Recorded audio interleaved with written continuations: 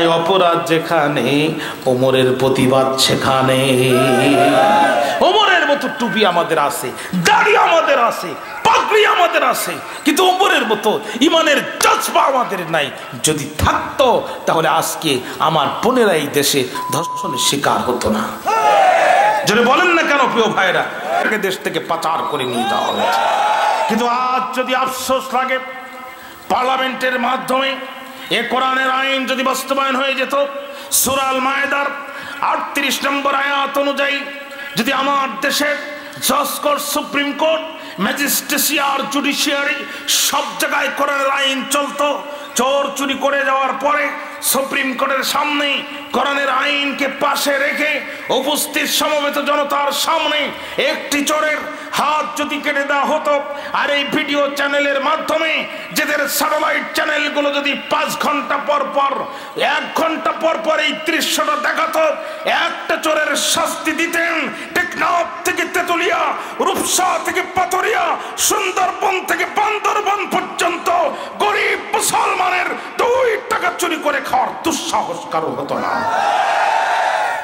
এখন বুঝে থাকলে বলেন তো, আগামী দিনে পার্লামেন্টে কোরআনের আইন দরকার আছে না? না।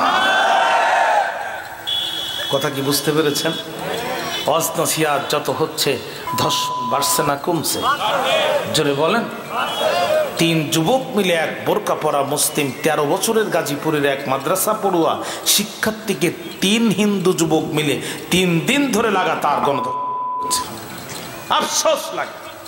আজ থেকে 17 বছর পূর্বে আমি আপনাদের উত্তরবঙ্গে আসি, একটানা 17 বছর। প্রত্যেক বছর আমি 3 মাস 4 মাস করে একটানা উত্তরবঙ্গে আসি। আমি জীবনের প্রথম উত্তরবঙ্গে এসেছি কুড়িগ্রামে। একা মানুষ, দাড়িও বটে নাই, ছোট মানুষ, হাতে একটা ব্রিফকেস নিয়ে নাগেশ্বরী থানায় মাহফিল করার জন্য আমি আসছি। কুড়িগ্রাম শহরে আমি নামছি, শাপলা চত্বরের সামনে থানা, থানার সামনে একটি লাশ পড়ে আছে, পেঁচানো চাটাই দিয়ে লাশ। আমার তো বুক কেঁপে উঠলো। আমি তো জীবনে এই দৃশ্য দেখি নাই, লাশ আছে তার পাশে মানুষ নাই, এই দৃশ্য তো আমি কোনোদিন দেখিনি। তো আমি জিজ্ঞাসা করলাম, লাশটা এই অবস্থায় পড়ে থাকার কারণ কি? একজন জবাব দিল, হুজুর, আমার দেশের সোনার ছেলেরা এই মেয়েটিকে গণধর্ষণ করে তার ওড়না গলার উপরে পেঁচিয়ে তাকে হত্যা করে পাট খেতে রেখে গেছে। আমার সাথে সাথে কলিজা কেঁপে উঠলো।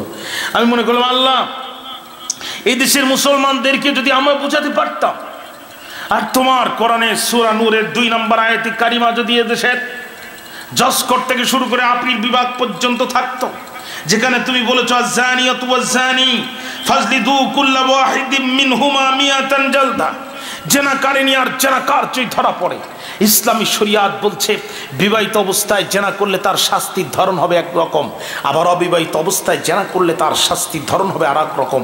অবিবাহিত অবস্থায় যদি তার কোনো জেনা করে, পুরুষ নারী জেনা করে, ইসলামী শরিয়াত বলছে শরীরের উপরে 100 চামড়ার বেতের আঘাত করো। যদি 80 আঘাতের পরে মারা যায়, মৃতদেহের পরে আরো 20টি আঘাত করো। আর বিয়ের পরে যদি জেনা করে, তাহলে বুক পর্যন্ত পুঁতে ফেলো, পাথর নিক্ষেপ করো, ততক্ষণ মৃত্যুবরণ করবে না যতক্ষণ। এই শাস্তি যদি বাংলার জমিনে একটি জেনাকারিনীকে দেওয়া হতো, ধর্ষণ করা তো দূরের কথা, এদেশের লম্পট যুবকদের স্বপ্ন দোষ পর্যন্ত বন্ধ হয়ে যাওয়ার কথা ছিল। ঠিক না বেঠিক বলেন তো ভাইরা? ঠিক না বেঠিক বলেন ভাইরা আমার? সুতরাং সব কিছু দেখা শেষ, এখন আল কোরআনের বাংলাদেশ দেখতে আমরা রাজি আছি। জোরে বলেন আছি? ভাইরা আমার খেয়াল করেন, আমিরুল মুমিনিন খলিফাতুল মুসলিমিন হযরত ওমর রাদিয়াল্লাহু তাআলা মুসলিম জাহানের গর্বিত প্রেসিডেন্ট, তিনি এমন একজন শাসক ছিলেন। হযরত আবু বকর রাদিয়াল্লাহু তাআলা আনহু তার মৃত্যুর পূর্বে হযরত ওমরকে খলিফা হিসেবে নিযুক্ত করেছিলেন। আর আমিরুল মুমিনিন খলিফাতুল মুসলিমিন হযরত ওমর মুসলমানদের খলিফা হওয়ার পরে 1 নয় 2 নয়, অর্ধ পৃথিবী বিজয় করে তিনি কোরআনের পতাকা উড়ায় দিয়েছিলেন। গভীর রাত্রিতে ঘুম থেকে তিনি উঠলেন, তাহাজ্জুদ পড়ার জন্য ওযু করলেন, জায়নামাজে দাঁড়ায় গেলেন, আল্লাহকে সিজদা দিলেন। এরপরে তাহাজ্জুদের সালাত শেষ করার পরে হযরত ওমর তার স্ত্রীকে ডাক দিয়ে বললেন, প্রাণের বিবি রে, আমি রাত জেগে আল্লাহর হক আদায় করেছি, এরপরে স্বামী হিসাবে আমি তোমার হক আদায় করেছি। আমি শেষ করে দিচ্ছি, আপনাদের কষ্ট হচ্ছে আমি বুঝতেছি। স্বামী হিসাবে আমি তোমার হক আদায় করেছি, এখন বাকি আছে মদিনার সাধারণ জনগণ মানুষের হক। ও বিবি, আমি শুধু তোমার স্বামী না, আমি মদিনার মানুষের অধ্যপতি, আমি অর্ধ জাহানের খলিফা। সুতরাং আমি রাত জেগে জেগে মদিনার মানুষের দুঃখ দুর্দশা নিজে চোখে দেখতে চাই। একটাবার বলা যাবে কি মারহাবা। অর্ধ পৃথিবীর প্রেসিডেন্ট তিনি, রাতের ঘুমকে হারাম করে তিনি বাইর হয়েছেন রাজপথে জনগণের দুঃখ দুর্দশা দেখার জন্যে। তো সে যুগের নেতারাও রাত জাগতো, আমাদের নেতারাও রাত জাগে। তবে আমাদের নেতারা রাত জেগে জনগণের টাকা প্রাইভেট কারে নিয়ে আসার সময় ধানমন্ডি রাইফেল স্কোয়ারে গাড়ি টাকা ভর্তি বস্তা সহ ধরা খায়। পার্থক্য শুধু এক জায়গায়, রাত জাগার ভিতরে কোনো পার্থক্য নাই। কথা বল না ভাইরা আমার। বিবি বললেন, কি করতে চান? কয়, আমি বাকি রাত জনগণকে পাহারা দিতে চাই। আমি আর 20-30 মিনিট কথা বলবো, আপনারা একটু মনোযোগ দেন। মনোযোগ আছে আমার দিকে? তাহলে একটাবার আওয়াজ দেন তো আল্লাহু আকবার। আরো জোরে আওয়াজ দেন তো আল্লাহু আকবার।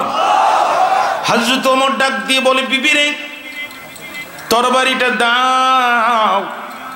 বিবি ডাক দিয়ে বলে, আমিরুল মুমিনিন খলিফাতুল মুসলিমিন, এত রাত্রে তরবারি আপনি কি করবেন? হযরত ওমর বলল, আমি মানুষের দুঃখ দুর্দশা দেখতে চাই। বিষয়টা খামখেয়ালিপনা হয়ে যাবে। আপনি অর্ধ পৃথিবীর প্রেসিডেন্ট, আততায়ীর হাতে আপনি নিহত হতে পারেন। হযরত ওমর ডাক দিয়ে বলে, বিবি রে, তুমি জানো না যে রাষ্ট্রের সংবিধান আল্লাহর কোরআন হয়, যে রাষ্ট্রটি আল্লাহর আইন দিয়ে পরিচালিত হয়, ওই রাষ্ট্রের প্রেসিডেন্ট থেকে শুরু করে ক্ষেত খামারের কৃষকের নিরাপত্তার দায়িত্ব মানুষের হাতে থাকে না, আল্লাহ তার নিজের হাতে তুলে নেয়। মানুষ মানুষের নিরাপত্তা দিতে পারে না। মানুষ যদি মানুষের নিরাপত্তা দিতে পারত, বাংলাদেশের স্থপতি বঙ্গবন্ধু শেখ মুজিবুর রহমান, অত্যন্ত জনপ্রিয় প্রেসিডেন্ট শহীদ প্রেসিডেন্ট জিয়াউর রহমান, ভারতের রাজীব গান্ধী, পাকিস্তানের বেনজির ভুট্টো, এদের মাথার উপর দিয়ে ডিউটি করত বিমান বাহিনী, স্থলপথে ডিউটি করত সেনাবাহিনী, নৌপথে ডিউটি করত নৌবাহিনী। তারপরও তারা প্রত্যেকেই মানুষের হাতে নিহত হয়েছে। প্রমাণিত হলো মানুষ মানুষের নিরাপত্তা দিতে পারে না। নিরাপত্তা দেওয়ার মালিক যিনি, একটু চিৎকার করে বলেন কে? তিনি আল্লাহ হচ্ছে নিরাপত্তা দেওয়ার মালিক। হযরত ওমর তরবারি নিয়ে বাইরে হলেন। অন্ধকার রাত, শরীরের পশম পর্যন্ত দেখা যায় না। কিছু দূর যেতে না যেতেই একটি অনাকাঙ্ক্ষিত ঘটনা ঘটে গেল। একটি জীর্ণ শীর্ণ কুঠিরের ভিতর থেকে সুমিষ্ট গানের আওয়াজ আমিরুল মুমিনিনের কানে চলে আসলো। হযরত ওমর, ভাইরা আমার খেয়াল করেন, ওমর রাদিয়াল্লাহু তাআলা বিশ্বাস করতে পারলেন না যে রাষ্ট্রের সংবিধান আল্লাহর কোরআন, এই রাষ্ট্রের মানুষেরা কোরআনে আইন লঙ্ঘন করে কেমনে গান গায়। ওমর রাদিয়াল্লাহু তাআলা মনে করলেন আমারই মনে হয় ভুল হচ্ছে। তিনি আস্তে করে কানটি খাড়া করে দেখলেন যা শুনলাম তা ঠিক কিনা, কিন্তু পরেক্ষণে বুঝতে পারলেন না ঠিক। এখনো পর্যন্ত মেয়েটি কণ্ঠ ছেড়ে দিয়া গভীর নিশীথে যৌবনের গান গায়। নিঠুর বন্ধু রে বন্ধু কালাইয়া, দেওয়ানা বানাইয়া গেলে দেওয়ানা বানাইয়া। থমকে গেলেন হযরত ওমর। যেভাবে হোক মেয়েটিকে গ্রেফতার করে কোরআনের আদালতে দাঁড় করানো দরকার, কারণ আমি ওমর আল কোরআনের সরকার। আল কোরআনের সরকার হবে যারা, যাত্রার প্যান্ডেলের অনুমতি দেবে না তারা। আপনারা যাত্রার প্যান্ডেল চান না কোরআনের তাফসীর মাহফিল চান? জোরে বলেন। হযরত ওমর ঢোকার চেষ্টা করলেন, কিন্তু বাড়ির মেন গেটটি এত বেশি মজবুত উনি ঢুকতে পারলেন না। চিন্তা করলেন কিয়ামতের দিন আল্লাহ রাব্বুল আলামিন যদি আমাকে প্রশ্ন করে, ওমর রে তোমার রাষ্ট্রে কোরআন না, তুমি প্রেসিডেন্ট থাকা অবস্থায় একটি সুন্দরী নারী আমার আইন লঙ্ঘন করে গান গাইল, তুমি কি পদক্ষেপ নিয়েছিলে? আমি বিপদে পড়ে যাব। ওমর রাদিয়াল্লাহু তাআলা তরবারিটা মুখের মধ্যে নিলেন, কষ্ট করে বাড়ির পিছন থেকে টপকায় ভিতরে ঢুকলেন, হাতে নিলেন তরবারি, দরজায় দিলেন আঘাত করি, ডাক দিয়ে বলল, নারী কোথায় তোর বাড়ি? কোরআনের বিরুদ্ধে কণ্ঠ দিয়েছি, ছাড়ি, দরজা খুলে দেখ। তুই কোরআনের বিরুদ্ধে কণ্ঠ দিয়েছি, ছাড়ি, তোর শাস্তি দেওয়ার জন্যে বিজলির গতিতে চলে এসেছে খলিফা ওমরের তরবারি। জোরে করেন আল্লাহু আকবার। ভাইরা আমার খেয়াল করেন, মেয়েটি চিন্তা করলো, সর্বনাশ, আমি তো গান গেয়ে ফেলেছি, এখন আমার কি হবে? ইসলামী শরীয়তের আইন অনুযায়ী এখন আমি বিচারের সম্মুখীন হয়ে যাব, কারণ আমার দরজার সামনে দাঁড়িয়ে আছেন যিনি অর্ধ পৃথিবীর প্রেসিডেন্ট, তিনি। আর ওমর যেন তেন ওমর না, ওমরকে ঘুষ দিয়ে বিচার ঘোরানো যাবে না, ওমরকে আত্মীয়তার পরিচয় দিয়ে বিচারের হাত থেকে রক্ষা পাওয়া যাবে না, কারণ এই ওমর সে ওমর যে ওমর নিজের হাতে নিজের সন্তানকে মৃত্যুদণ্ড দিয়েছে, কারোর দিকে তাকায় নাই, কোরআনের দিকে তাকিয়েছে। অর্থাৎ সামনে আমাদের পথ চলতে হবে আত্মীয় রূপ চেহারার দিকে তাকিয়ে নয়, আল্লাহর কোরআনের দিকে তাকিয়ে। ঠিকটা বলেন প্রিয় ভাইরা, ঠিকটা বলেন প্রিয় ভাইরা। ভাইরা আমার ফজরের নামাজ পড়েছেন, ঠান্ডা পানি দিয়ে উযু করেছেন, ইমাম সাহেব কোরআন তেলাওয়াত করেছি, আপনি শুনেছেন, চোখের পানি ফেলেছেন। ওই ইমাম সাহেবের কোরআনের তেলাওয়াতকে পার্লামেন্টে পৌঁছানোর দরকার আছে না নাই? বন্ধুরা আমার খেয়াল করেন, কথা আমি লম্বা করব না। মেয়েটি চিন্তা করলো, ঘুষ দিয়ে ওমরকে মানানো যাবে না, আবার আত্মীয়তার পরিচয় দিয়ে ওমরের হাত থেকে রক্ষা পাওয়া যাবে না, তাহলে এখন আমার সামনে কি পথ খোলা আছে? মেয়েটি চিন্তা করলো, আমাদের প্রেসিডেন্ট ওমর কোনো জায়গায় দুর্বল না, ওমর একটা জায়গায় দুর্বল, সেটা হচ্ছে আল্লাহর কোরআন। এই কোরআন দিয়ে যদি আমি তর্ক করতে পারি তাহলে ওমরের হাত থেকে রক্ষা করতে পারবো, কোরআন দিয়ে যদি তর্ক করতে না পারি ওমরের হাত থেকে রক্ষা পাবো না। মেয়েটি মাথাটা নিচু করে ডাক দিয়ে বলে, সেনাপতি, সেনাপতি, আপনি মুসলিম রাষ্ট্রের সেনাপতি, আমাদের অধিপতি, গভীর রাত্রিতে আপনার কাছে আকুতি, একটা প্রশ্ন করার দেন অনুমতি। হযরত ওমর ডাক দিয়ে বলে, মেয়েরে, গভীর রাত্রিতে ভুল করলে কোরআনের বিরুদ্ধে গান গে, তারপরে আবার বেয়াদবি করলে অনুমতি চেয়ে। মেয়ে ডাক দিয়ে বলে, রাজা, আপনি আমাদের রাজা, আমি সামান্য প্রজা, অপরাধ করেছি তাজা, আপনি আমাকে দিবেন সাজা, অসুবিধা নাই। ও সেনাপতি, শুধু একটি প্রশ্ন করার অনুমতি চাই। হযরত ওমর ডাক দিয়ে বলে, মেয়েরে, বলতো দেখি কি বলতে চাস? মেয়ে ডাক দিয়ে বলে, সেনাপতি, আপনিও মুসলমান, আমিও মুসলমান, আমাদের মধ্যকার সব সমস্যার সমাধান দিতে পারে আল কোরআন। আল্লাহু আকবার বললেন না? সব সমস্যার সমাধান দিতে পারে আল কোরআন। হযরত ওমর বলছে, তুই তো আমার চেয়েও বড় হুজুর রে, এত বুঝলি কিন্তু কোরআনের আইন লঙ্ঘন করে গান কেন গাইলে? মেয়ে ডাক দিয়ে বলে, আপনিও মুসলমান, আমিও মুসলমান, আমাদের মধ্যকার সব সমস্যার সমাধান দিতে পারে আল্লাহর কোরআন। গভীর নিশীতে আমি গাইছি গান, আপনি আমাকে করেছেন বাধা দান, এখন দলিল দেন কোন আয়াতে কোরআন গাইতে নিষেধ করেছে গান? আল্লাহু আকবার বললেন না? আমাকে যে গান গাইতে ডিস্টার্ব দিলেন, আমাকে শাস্তি দেওয়ার জন্য দরজা খুলতে বলছেন, কোরআন থেকে দলিল দেন। Please give me the reference from holy Quran. হুজ্জা পেশ করেন, দলিল পেশ করেন কোরআন থেকে। হযরত ওমর ক্ষিপ্ত হয়ে বলছে, মেয়ে, can you recite the holy Quran? তুই কি কোরআন পড়তে পারিস? মেয়ে বলছে, honourable president, it's not answer of my question. আপনি রাগ করবেন না, এটা আমার প্রশ্নের জবাব নয়। আমি আপনার কাছে শুনতে চেয়েছি কোন আয়াতের ভিত্তিতে আপনি আমার গান গাইতে ডিস্টার্ব করলেন। হযরত ওমর বলছে, তুই যদি কোরআন পড়তে পারিস, সূরার নাম লুকমান, আয়াত নাম্বার 6, সূরা লুকমানের 6 নম্বর আয়াতে আল্লাহ বলছেন, ওয়া মিনান নাসি মাইয়াশতারি লাহওয়াল হাদিস। মানুষের মধ্যে এমন কিছু মানুষ আছে যারা অশ্লীল অবান্তর ভাষাগুলো এক জায়গায় করে গান হিসেবে সাপ্লাই করে দেয়। এই সমস্ত গান সমাজে আছে না নাই? 3 দিন তোর বাড়িতে গেলাম, দেখা পাইলাম না, দেখা পাইলে কি করতো এটা আজও জানা গেল না। কথা বলেন না কেন? এরপরে সব সগিরও পার করিব, নেবই আনায় আনা, তোমার বেলায় নেব সগি তোমার কানের সোনা। একবার নৌকায় পার করি যদি কানের সোনা নেয়, 3 বার পার করলে যে কি নেবে ওটা খোদা তালাই ভালো জানে।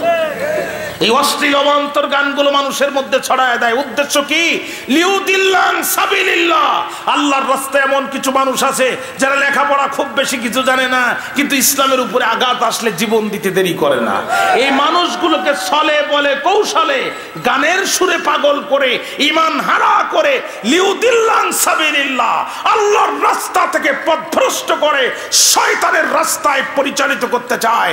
এই জন্য লাহওয়াল হাদিস শব্দ দিয়ে পৃথিবীর সমস্ত অশালীন কবিতা গানকে আল্লাহ তাআলা চিরদিনের জন্য হারাম ঘোষণা করেছে। হযরত ওমর দলিল দিলেন।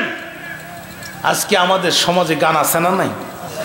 ফজরের নামাজ পড়লেন জামাতের সাথে, আস্তে করে কাগজপত্র নিয়ে গাড়িতে উঠলেন, নীলফামারী জজকোর্টে অথবা ঢাকা সুপ্রিম কোর্টে আপনার জমির মামলা আছে। গাড়িতে ওঠার সাথে সাথে গাড়ির ভিতর থেকে মমতাজের গান বাজতেছে, সালামু আলাইকুম, খবর কি বিয়াই, আপত্তি না থাকলে 2 খান কথা বলবার চাই। আছে না নাই? আপনি সাথে সাথে বলছেন ড্রাইভার আমি ইমানদার, গানটা বন্ধ করা দরকার। ড্রাইভার তখন বলবে তুমি যত বড় মুসল্লি, আমার গাড়িতে উঠছো কেন, তুমি পরের গাড়িতে আসো। কিন্তু কোরআন যদি পার্লামেন্টে যায়, আপনার এলাকার এমপি সাহেব পার্লামেন্টে দাঁড়িয়ে যদি বলে মাননীয় স্পিকার, বাংলাদেশে অশালীন অবান্তর গানগুলো বন্ধ করা দরকার, আমি এখন আপনার সামনে বিল উপস্থাপন করতে চাই। 1500 বছর পূর্বে আসমান থেকে নাজিল হওয়া সূরা লোকমানের 6 নম্বর আয়াতের লাওয়াল হাদিস শব্দ দ্বারা বাংলাদেশের সমস্ত অশালীন গানগুলো বন্ধ করে দেওয়া হোক। স্পিকার বলবে সংসদের সামনে প্রশ্ন হচ্ছে, লাওয়াল হাদিস শব্দ দ্বারা বাংলাদেশের সব গানগুলো বন্ধ করা হোক। আপনারা যারা পক্ষে আছেন তারা হা বলুন, বিপক্ষে আছেন যারা না বলুন তারা। স্পিকার বলবে আমার মনে হয় হা জয় যুক্ত হয়েছে, হা জয় যুক্ত হয়েছে। পার্লামেন্টে আইন পাস হয়ে গেল, রাষ্ট্রপতির কাছে চলে গেল, রাষ্ট্রপতি এইটা সিগনেচার করে দেওয়ার সাথে সাথে এটাই অ্যাক্ট হয়ে গেল, আইন হয়ে গেল। পরের দিন পত্রিকায় লেখা হলো, প্রিন্ট এবং ইলেকট্রনিক মিডিয়ায় ছাপা হলো, সারা দেশের মানুষ জানাজানি হয়ে গেল, গান চিরজীবনের জন্য বন্ধ হয়ে গেল। কিন্তু এই টেপ রেকর্ডারগুলো বন্ধ হবে না। আজ যেখানে গান চলতেছে, কোরআন পার্লামেন্টে যাওয়ার পরে কাল ওই টেপ রেকর্ডারগুলোতে বিশ্বকারী আবুল বাসিদের মায়াবী কণ্ঠের মধুর কোরআনের তেলাওয়াত চলবে।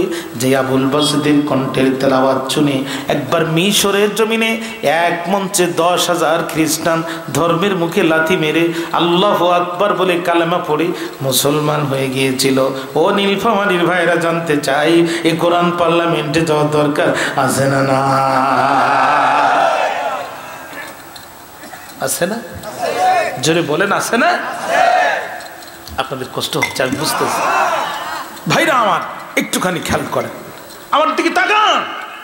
একান্ত আপন জনেরা আমার, যে কথা আমি আপনাদের খেদমতে আলোচনা করতেছিলাম, হযরত ওমর যখন কোরআন থেকে দলিল দিলেন, মোমেনের সামনে যখন কোরআন থেকে দলিল দেবে, মোমেন বলবে শুনলাম আর মানলাম, শুনলাম আর। শয়তানের দলিল লাগে 40টা, আর ইমানদারের দলিল লাগে 1টা। ইমানদারের দলিল কয়টা লাগে? 1টা। সামিয়ানা ওয়া তাআনা, শুনলাম মানলাম। কিন্তু শয়তানের দলিল দিতে হয়, যুক্তি দিতে হয়, এতে ইতিহাস ভূগোল দিয়া বহু কিছু বোঝাতে হয়। জোরে বলেন কথা ঠিক না মিথ্যা? সেনাপতি আরেকটি প্রশ্ন করার চাই, অনুমতি। আমার বললেন মেয়েরে তোর লক্ষণ তো ভালো না, তুই তো সহজে দরজা খুলবি না রে মেয়ে।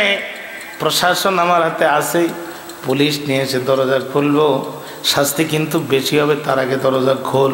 মেয়ে বলে খলিফা রাগ করবেন না, এই প্রশ্নটাই শেষ প্রশ্ন। ওমর বলে কি বলতে চাস? কয় আমি কোরআনের আইন লঙ্ঘন করেছি। কয়টা? ওমর বলে 1টা। আমার এখন কি হবে? ওমর বলে আমার পিতার আঘাত তোর পিঠের উপরে পড়বে। আমিরুল মুমিনিন, ডন মাইন্ড, মনে কিছু নিবেন না। একটা আইন অলঙ্ঘন করার কারণে আপনার পিঠের আঘাত যদি আমার পিঠের উপরে পড়ে, আমি একটি নারী, রয়েছি একা বাড়ি, বিনা অনুমতিতে আমার বাড়িতে প্রবেশ করি, আল্লাহর কোরআনের 3 তিনটা আইন আপনি দিয়েছেন ছাড়ি, একটি আইন ছেড়ে দেওয়ার কারণে আপনার পিঠের আঘাত যদি আমার পিঠের পরে পড়ে, খলিফা কোরআনের তিনটা আইন লঙ্ঘন করার কারণে তোমার এখন কি হবে আর কে তোমার শাস্তি দিবে? চিৎকার দিয়ে একবার বলেন না মারহাবা। কোরআন যদি কায়েম হয়ে যায়, একজন সাধারণ কৃষক মানুষও রাষ্ট্রের সর্বোচ্চ ব্যক্তি প্রেসিডেন্টের চোখের উপরে চোখ দিয়া তার মনের কথা বলতে পারবে, ঠিক নয় কি? যেটা এখন আপনি কোরআন না থাকার কারণে চেয়ারম্যানের সামনে মাথা উঁচু করে কথা বলতে আপনার ভয় লাগে, ন্যায্য দাবি পেশ করতে বহু তেল মারা লাগে। কিন্তু কোরআন যদি কায়েম হয়ে যায়, আপনি প্রেসিডেন্টের রুমে সরাসরি চলে যেতে পারবেন, আপনি প্রেসিডেন্টের চোখের দিকে চোখ দিয়ে কথা বলতে পারবেন। অর্ধ পৃথিবীর প্রেসিডেন্ট হযরতে ওমর সুন্দর একটি নতুন জুব্বা পরে তিনি ইমামতি করার জন্য সামনে যাচ্ছেন। পিছন দিক থেকে ওসি নয়, এসপি নয়, ডিসি নয়, আমলা নয়, কামলা নয়, সচিব, মিনিস্টার নয়, একজন সাধারণ মানের মুসল্লি বলছে, ওমর স্টপ দেয়ার, ওখানেই থামো, ওমর ওখানেই থামো। ইয়ামেন থেকে কাপড়ের টুকরা তুমি একটা নিলে, আমাকেও একটা দিলে, আমার টুকরা দিয়ে কাপড় হলো না, তোমার টুকরা দিয়ে এত ঢিলা ঢালা পোশাক কেমনে হলো? জবাব দাও, তারপরে সামনে যাও। জবাব দিতে পারবা না, খবরদার ইমামতি করার দুঃসাহস দেখাবা না। পাশে দাঁড়িয়েছিলেন যিনি হযরত ওমর রাদিয়াল্লাহু তাআলা কলিজার টুকরা সন্তান আব্দুল্লাহ ইবনে ওমর, তিনি বলছে, প্রিয় মুসল্লিয়ানে কারাম, অনুমতি যদি পাই বাবার পক্ষ থেকে প্রশ্নের জবাবটা আমি দিতে চাই। তখন লোকজন বলছে, ছেলে দিল কি বাবাই দিল, দেখে দেখি নাই, আমাদের প্রশ্নের জবাব পেলেই হয়। তখন ওমর রাদিয়াল্লাহু তাআলা ছেলে বলছে, প্রিয় মুসল্লিয়ানে কারাম, ইয়ামেন থেকে কাপড়ের একটি টুকরা আমিও পেলাম, আমার বাপও পেল। আরে আমি আমার টুকরার দিকে, কাপড়ের দিকে তাকায় দেখলাম আমার জামা ছিঁড়া, তবু একটা জামা আছে, কিন্তু আমার বাবার জামায় যে তালি, ও তালির ভিতরেও ছিঁড়া আছে। এজন্য আমি নিজে কাপড়টা না বানায় চিন্তা করলাম, এ দিয়ে তো বাবারও হবে না, আমারও হবে না, আমারটা বাবাকে গিফট করলাম। দুইটা কাপড় সেলাই করে রসুলের সাহাবী অদ্দ জাহানের খলিফা ওমরের একটা কাপড় হয়েছে। এতে যদি কোনো অপরাধ হয়, এই অপরাধের দায় ভার সম্পূর্ণ আমার বাবার নয়, শাস্তি যদি দিতেই হয় আমাকেই দেন। লোকটির সাথে সাথে চোখের পানি ফেলছে আর বলছি, আমিরুল মুমিনিন, বেয়াদবি মাফ করবেন, সামনে যান। আল্লাহ যদি আপনাকে আর আমাকে, এই যদি আপনার চরিত্র হয়, আল্লাহ যদি আপনাকে আর আমাকে কিয়ামত পর্যন্ত হায়াত দেয়, আল্লাহর কসম করে বলছি আপনার পিছনে নামাজ পড়তে আমার কোনো আপত্তি নাই। একজন সাধারণ মানের মুসল্লি রাষ্ট্রের সর্বোচ্চ ব্যক্তির শরীরের পোশাকটাকে চ্যালেঞ্জ করেছে। এই বিধানের সুযোগ শুধুমাত্র ইসলাম দিয়েছে, তাছাড়া পৃথিবীর কোন জীবন ব্যবস্থা দেয় নাই, পৃথিবীর কোন জীবন ব্যবস্থা দিতে পারবে না। সুতরাং কৃষক যদি তার অধিকার ফিরে পেতে চায়, দিনমজুর যদি তার ন্যায্য প্রাপ্য ফিরে পেতে চায়, কোর্টের আইনজীবী যদি তার ন্যায্য মজুরি ফিরে পেতে চায়, রাষ্ট্রের প্রতিটি মানুষ যদি তার নিরাপত্তার গ্যারান্টি চায়, আল্লাহর কোরআনের আইন প্রতিষ্ঠিত ছাড়া বিকল্প রাস্তা সামনে খোলা না। ঠিক না? ঠিক না? ভাইরা আমার, খেয়াল করেন, ওমর রাদিয়াল্লাহু তাআলা আনহু কোরআন থেকে দলিল পেশ করে দিলেন। মেয়েকে বলতেছে, মেয়ে, আপনি কোরআনের 3টা আইন লঙ্ঘন করেছেন। হ্যাঁ মেয়ে, তুই আমাকে চিনিস, আমার পরিচয় জানিস, হু আই অ্যাম, আমি কে? মেয়ে বলতেছে, আপনি আমাদের প্রেসিডেন্ট আর রাসূলের সাহাবী। মানে এমন কায়দায় বলতেছে ওমর তার কাছে কোনো ব্যাপারই না, যিনি দুটোই সমান। আপনাদের কষ্ট হচ্ছে তো? দুটোই সমান, দুজনই কোরআন দিয়ে কথা বলছে। আপনি কোরআনের 3টা আইন লঙ্ঘন করেছেন। আমার বলছে, মেয়ে সাবধানে কথা বল। আমি হচ্ছে সেই ওমর, আমি যখন শুনলাম আমার বোন আর ভগ্নিপতি কালেমা গ্রহণ করেছে, আমি নিজে হাতে পিটাতে পিটাতে ক্লান্ত হয়ে যাওয়ার পরে তরবারি দৌড়ালাম রাসূলুল্লাহকে হত্যা করার জন্য। নবীজি কণ্ঠের কোরআন তেলাওয়াত শুনে আমার কলিজায় কম্পন সৃষ্টি হলো। আমার হাতের তরবারি রাসূলের কদম মোবারকে পড়ে গেল। আমি জবান খুলে রাসূলের হাতে হাত রেখে কালেমা যেই দিন থেকে পড়েছি, আজ পর্যন্ত কোরআনের আইন লঙ্ঘন করিনি, আর আমার সামনে যে কোরআনের আইন লঙ্ঘন করেছে আমি আমার সাথে সাথে আমার তরবারি তার বিরুদ্ধে কথা বলেছে। সুবহানাল্লাহ বললেন না? আর তুই আমারে কোরআন লঙ্ঘনকারী বলিস? তুই কোরআন পড়তে পারিস? ওমর যখন এইভাবে হুমকি দিল, মেয়ে চিন্তা করলো যাক, যা চাইলাম তাই, রাগাতে চাইলাম রাখছে, সময় কিছুটা পার করা যাবে, অন্তত তো সকাল হোক, যা আছে কপালে হবে কাল সকালে। মেয়েটা তখন আস্তে করে ডাক দিয়ে বলছে, আমিরুল মুমিনিন রাগ করবেন না, তুমি জানো না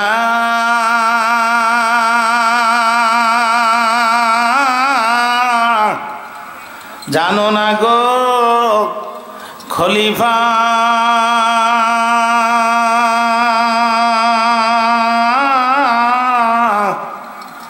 আমি মেয়ে কোরআনের হাফেজা।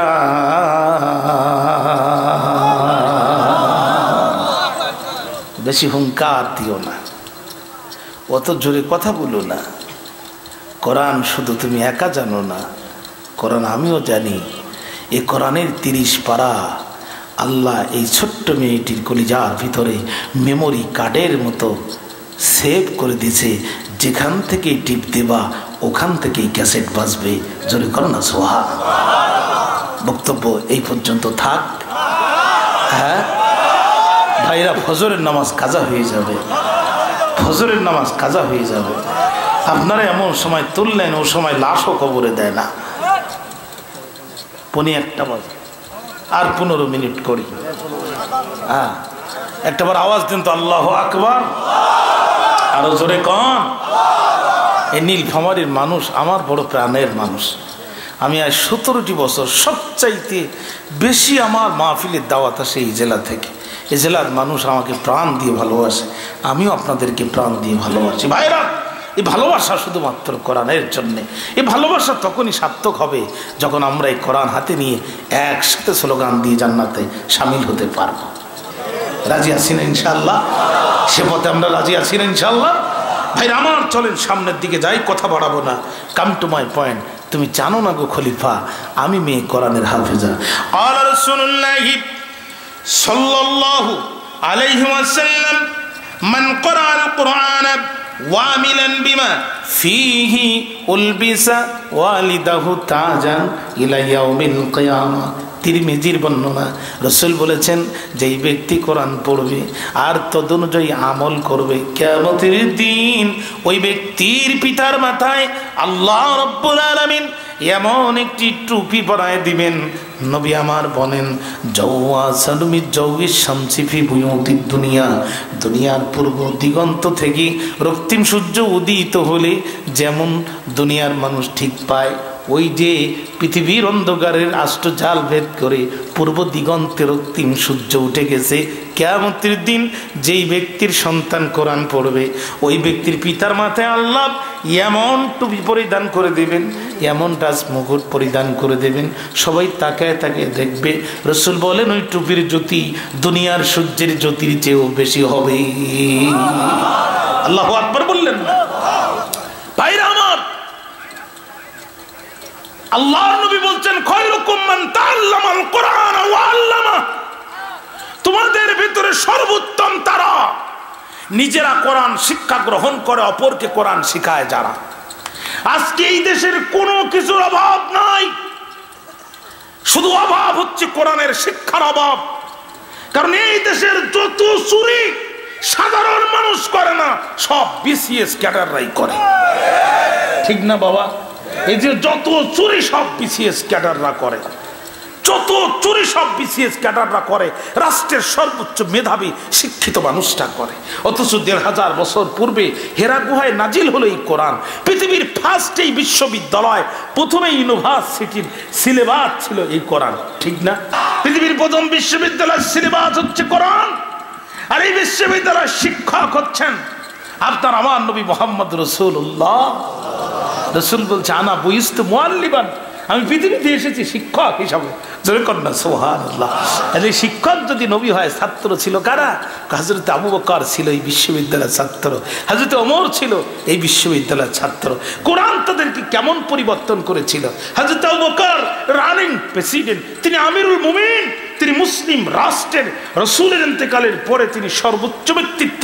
ভাইরা আমার, তিনি রাষ্ট্রে বসে আছেন। তিনি এমন সময় দুপুরে খাওয়ার সময় হয়ে গেছে, জোহরের নামাজ আদায় করে বাড়িতে গেলেন, দস্তারখানায় অনেকগুলো খাবার। হযরত আবু বকর বলছে, প্রাণের স্ত্রী রে, আমি তো এত টাকা বেতন পাই না, রাষ্ট্রীয় কোষাগার থেকে যৎসামান্য যা পাই তা দিয়ে তুই এ খাবার হওয়ার কথা না, এই খাবার তুমি কই পেলে? আপনি যে টাকা আমাকে বাজার করার জন্য দেন, ওখান থেকে কিছু টাকা আমি আলাদা করে রেখেছি, আপনার খাওয়ার ব্যবস্থা করেছি। হযরত আবু বকর হাত ঝাড়ি দিলেন আর মুয়াজ্জিনকে বললেন, আজান লাগাও। মুয়াজ্জিনকে আমিরুল মুমিনিন, এখন তো জোহরও না আসরও না, কোন ওয়াক্তের আজান লাগাবো? আমি বলছি তুমি আজান লাগাও। মুয়াজ্জিন জি অসময়ে যখন আজান দিল, মুসল্লিরা বুঝতে পারলো অসময়ে আজান হয়, আমাদের খলিফা পড়ে গেছে বড় বেকায়দায়, অতএব দ্রুত হাজির না হয়ে কোনো উপায় নাই। আজান শেষ হতে দেরি হলো, মুসল্লি ভরে যেতে দেরি হলো না। হযরত আবু বকর ফলন নিলেন, মেম্বারে দাঁড়ায় গেলেন যেখানে রাসূল দাঁড়ায় খুতবা দিতেন। হযরত আবু বকর দাঁড়িয়ে বলতে, হে আমার মুসলিম জাতি, আমি নবীজির শৈশবের সাথী, আমি খেলার মাঠের সাথী, আমি হুজুরের শিশুকালের সাথী, আমি বাল্যকালের সাথী, আমি যৌবনের সাথী। ইভেন হিজরতের রাতে আল্লাহর নবী কাউকে সাথে নেয় নাই, কিন্তু আমার মতো বন্ধুকে রাসূল ভুলে যায় নাই। সুবহানাল্লাহ বললেন না? তাহলে আমি হিজরতের রাতের সাথী, যুদ্ধের ময়দানে আমি রাসূলের পাশে থেকে যুদ্ধ করেছি। আমার মৃত্যুর পরে আল্লাহ চাহে তো রাসূলের পাশেই আমার কবর হবে। হে আমার মুসলিম জাতি, তোমরা কি চাও না আমার জীবদ্দশায় আমি যেমন ভাবে রাসূলের সাথে গায়ে গায়ে লেগেছিলাম, আমি জান্নাতের ভিতরেও নবীজির সাথে গায়ে গায়ে লেগে থাকবো? এটা কি তোমরা চাও না? সবাই বলছে অবশ্যই চাই। কয় তাই যদি চাও তাহলে আমার বেতন ভাতা কমায় দাও। যে পরিমাণ বেতন ভাতা দিচ্ছ তাতে আমার সন্তানেরা ভোগ বিলাসিতায় নিমগ্ন হতে যাচ্ছে, বেতন ভাতা কমাও।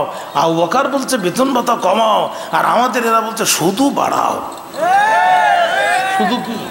শুধু বাড়াও, শুধু বাড়াও। আমাদের রশিদ সরকার চাচা একটা কথা বলে, দেও আনি খাই, শুধু এনে দাও খাই, ঠিক না?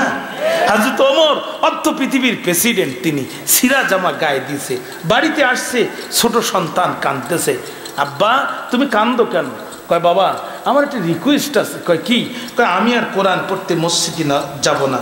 হযরত ওমর বললেন, হাউ ডিয়ার ইউ, এত বড় দুঃসাহস তোমার, তুমি মসজিদে কোরআন পড়তে যাবে না? বলছে আব্বা আমি বাসায় পড়বো। ওমর বললেন কারণ কি? তুমজুরি লাইয়া, আপনি আমার দিকে তাকান। ওমর বলছে তাকালাম, ছিঁড়া জুব্বা, তুই আমার দিকে তাকা, তোর জামা তো ছিঁড়া আর আমার জামার তালিটাও পর্যন্ত ছিঁড়া।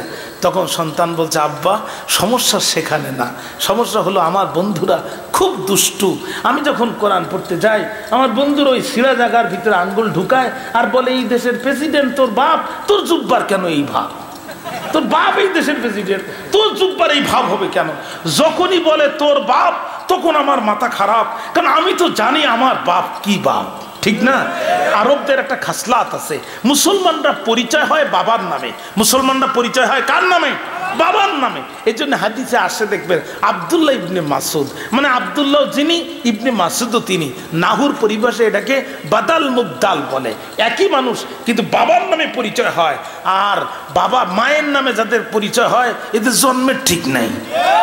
বাবার নামে পরিচয় হলে বোঝা যায় যে অমুকের ছেলে অমুক, আর মার নামে পরিচয় হলে ওই মার কাছে আবার জিজ্ঞাসা করতে হবে যে ওর বাপের নাম কি। ইংল্যান্ডের ক্রাউন কোর্টে, লন্ডনে ইংল্যান্ডের ক্রাউন কোর্টে মামলা হয়েছে, সন্তান তার মায়ের কাছে বাবার নাম জানতে চেয়েছে। এত পরিমাণ বয়ফ্রেন্ড ছিল তার মায়ের যে বাবার নাম সন্তানকে বলতে পারেনি। ছেলে যে কোর্টে মামলা করে বলছে আমার বাবার নাম জানা এটা আমার নাগরিক অধিকার, আমার হিউম্যান রাইটস, মানবতার অধিকারের ভিতরে পড়ে। শেষ পর্যন্ত তার মাকে আইনি হেফাজতে নিয়ে অতীত জীবনের বয়ফ্রেন্ডগুলো তালাশ করে বের করে প্রত্যেকের ডিএনএ টেস্ট করে 9 মাস পরে বাপকে খুঁজে দিল। আমরা কি এই জাতির আনুগত্য করতে রাজি, না আল্লাহর কোরআনের আনুগত্য করতে রাজি? জোরে বলেন।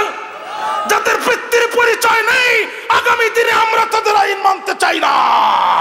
আমরা 1500 বছর পূর্বে হেরা গুহায় নাজিল হওয়া আল্লাহর কোরআনের এই শাশ্বত চূড়ান্ত বিধানের আইনের পক্ষে থাকতে চাই। কারা কারা রাজি আছেন? হাত তুলে আল্লাহকে দেখায় দেয়। যখনই বলে তোর বাপ, তখন আমার মাথা খারাপ। আব্বা আমি কোন দিন চড় মারবো, দুদিনটে মারা যাবে, আমার নামে মার্ডার মামলা এফআইআর হবে। কোরআন পড়তে হয়, আমি বাড়িতে পড়বো, মসজিদে যাবো না, আমার পাঞ্জাবি ছিঁড়া। রাত গভীর হয়ে গেল, সবাই ঘুম পড়লো। সন্তানের দাবি পিতার কলিজায় আঘাত লাগে কি লাগে না? হযরত ওমর তদানীন্তন অর্থমন্ত্রী বাড়িতে চলে গেলেন, সালাম দিলেন, দরজা খুলতে বললেন। অর্থমন্ত্রী দরজা খুলে বলছে, এত রাত্রে আপনি, তাড়াতাড়ি আসেন, ভিতরে ঢোকেন, কি হয়েছে বলেন। হয়তো ওমর কয় আজকে কয় তারিখ, কয় 5 তারিখ, কয় মাস পড়বে, কয় দিন পর, কয় 25 দিন পর। ওমর বলছে, ভাই 25 দিন পরে যে বেতনটা দিতে, ওইটা একটু আগে দাও, সন্তানের একটা পাঞ্জাবি কিনতে চাই। অর্থমন্ত্রী বলে, কোনো সমস্যা নাই, আপনি আদেশ দেবেন আর আমি মাল দেব। আপনি হচ্ছেন আমিরুল মুমিনিন, সর্বোচ্চ ব্যক্তি, আদেশ মন্ত্রী, আর আমি হলাম মালের মন্ত্রী। কিন্তু ছোট্ট দুইখানা সত্য আছে, আগামী 25 দিন মালাকুল মউত আজরাইল আপনার কাছে আসবে না, এই নিশ্চয়তা আপনাকে দিতে হবে। ইনকেস যদি আপনার বুকের মধ্যে আজরাইল হাত দেয় আর আপনি মারা যান, তাহলে আল্লাহ আপনাকে মাফ করবে, জনগণও আপনাকে মাফ করবে। এই নিশ্চয়তা দিবেন, টাকা নেবেন, নিশ্চয়তা দিতে পারবেন না, 1 টাকাও দিব না। মন্ত্রিত্ব যদি চলে যায় পরোয়া করি না, কারণ মন্ত্রিত্ব বাঁচানো ফরজ নয়, ঈমান বাঁচানো ফরজ। এই কোরআন কি জাতের প্রধানমন্ত্রী তৈরি করেছে, আর কি জাতের অর্থমন্ত্রী তৈরি করেছে। আর আমাদের অর্থমন্ত্রী আবুল মাল, আবুল এটাকে আরবি গ্রামারে বলে মুদাফ, মুদাফ ইলাইহি। আবু শব্দের অর্থ হচ্ছে পিতার, মাল শব্দের অর্থ হচ্ছে সম্পদ। জুমালিন মালওয়ালা, মালের বাপ। 22,000 কোটি টাকা পাচার হয়, হেতে কয় নাথিং ভোকাস, কোনো ব্যাপার নয়। কথা কন না কেন? আমাদের সাবেক অর্থমন্ত্রী আবুল মাল। অন্যায় অপরাধ যেখানে, ওমরের প্রতিবাদ সেখানে। ওমরের মতো টুপি আমাদের আছে, দাড়ি আমাদের আছে, পাগড়ি আমাদের আছে, কিন্তু ওমরের মতো ইমানের জজবা আমাদের নাই। যদি থাকতো তাহলে আজকে আমার বোনেরা এই দেশে ধর্ষণের শিকার হতো না। যদি বলেন না কেন প্রিয় ভাইরা? আর ভারতের সাবেক অর্থমন্ত্রী এসকে বাল, বহু হিসাব কিতাব করে দেখলাম, এই বাল মাল দিয়ে রাষ্ট্র চলে না। রাষ্ট্র চালানোর জন্য 1500 বছর পূর্বে হেরা গুহায় নাজিল হওয়া এই কোরআনের সংবিধান দরকার, আর খলিফা ওমরের মতো নেতা দরকার, যারা সিরা জামা পরে মন্ত্রণালয়ের মন্ত্রী হবে কিন্তু জনগণের 5 টাকা চুরি করবে না। এই জাতের চরিত্রবান নেতা ছাড়া এই জাতি কোনোদিন মাথা উঁচু করে দাঁড়াতে পারবে না। ঠিক না ভাইরা আমার? ঠিক না ভাইরা আমার? ভাইরা আমার, কষ্ট হচ্ছে আপনাদের না? আমি শেষ করে দিচ্ছি, আপনাদের কষ্ট হচ্ছে। মেয়েটি বলতেছে, খলিফা দেখেন দেখেন, রাষ্ট্র কাকে বলে? রাজাও কথা বলছে কোরআন দিয়ে, প্রজাও কথা বলছে কোরআন দিয়ে। আর এখানে যদি আমি এখন বলি, ভাই কারা কারা কোরআন পড়তে পারেন হাত তোলেন তো, ভয় পেন না, আমি বলবো না। এত পরিমাণ হাত উঠবে যে দেখি আমাদের লজ্জা লাগবে। এটা গেল পুরো জাতের অবস্থা। আর রাজার অবস্থা তো বাদ দিলাম, বিসমিল্লাহির রহমানির রহিম, লাকুম দীনুকুম ওয়ালিয়া দীন, বুখারী মুসলিম। কথা বুঝেন নাই তো? যে রাষ্ট্রের রাজাও কোরআন জানে না, প্রজাও কোরআন জানে না, এই রাষ্ট্রের ভাগ্যের পরিবর্তন হতে পারে না। ভাগ্যের পরিবর্তন যদি করতে হয়, একেবারে ঘর থেকে শুরু করে পার্লামেন্ট পর্যন্ত এই কোরআনকে আমাদের জীবনের চরিত্রের অংশ বানাতে হবে। এই কোরআনের চরিত্র আমাদের চরিত্র রাঙাতে হবে প্রিয় ভাইরা।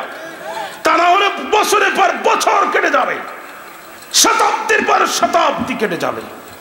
আপনার সন্তান আদি যদি নিরাপদে রাখতে চান, আপনার কলেজ পড়ুয়া মেয়েটার চরিত্রের গ্যারান্টি যদি চান, আপনার সম্পদের গ্যারান্টি যদি চান, ফিরে আসেন কোরআনের শাসন ব্যবস্থার দিকে।